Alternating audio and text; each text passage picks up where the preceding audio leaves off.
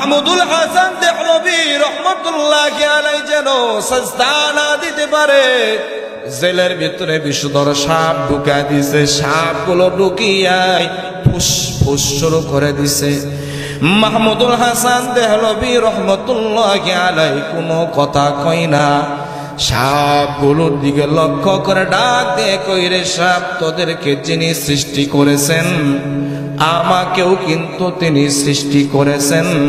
আদ-দুনিয়া খুলিকাত লাকুম ওয়া আনতুম খুলিকতুম লিল আখিরাহ। এ সাপ শুনে নে, আমাকে আমার মালিকের গোলামের জন্য সৃষ্টি করেছে।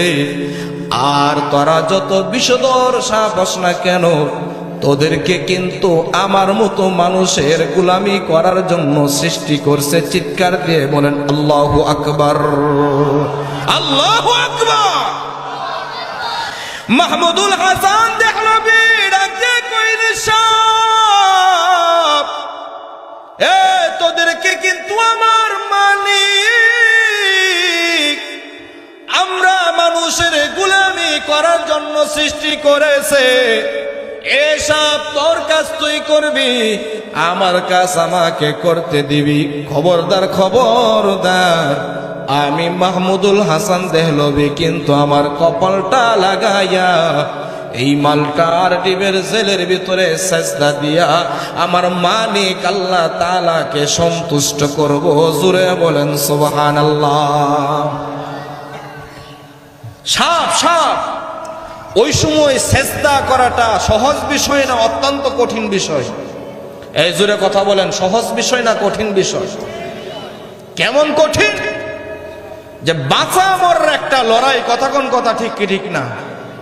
হ্যাঁ, বাঁচা আর মরার একটা লড়াই চলতেছে। এখন যদি আমি সেজদা করি আর সাপটা যদি আমার দিকে ফুস করে একটা সবুল দিয়ে দেয়, আমি তো দুনিয়ার থেকে বিদায়। কথা কোন কথা ঠিক কি ঠিক না?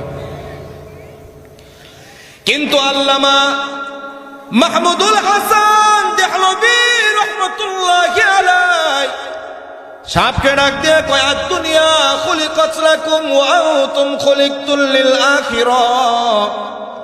আল্লাহ আমাকে আল্লাহর গোলামি করার জন্য সৃষ্টি করছে, আর তোদেরকে আমাদের গোলামি করার জন্য সৃষ্টি করছে।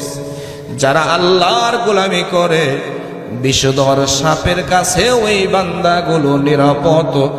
জঙ্গলের হিংস্র প্রাণী বাঘ ভাল্লুক সিংহর কাছেও এই বান্দাগুলো নিরাপদ। এই বান্দা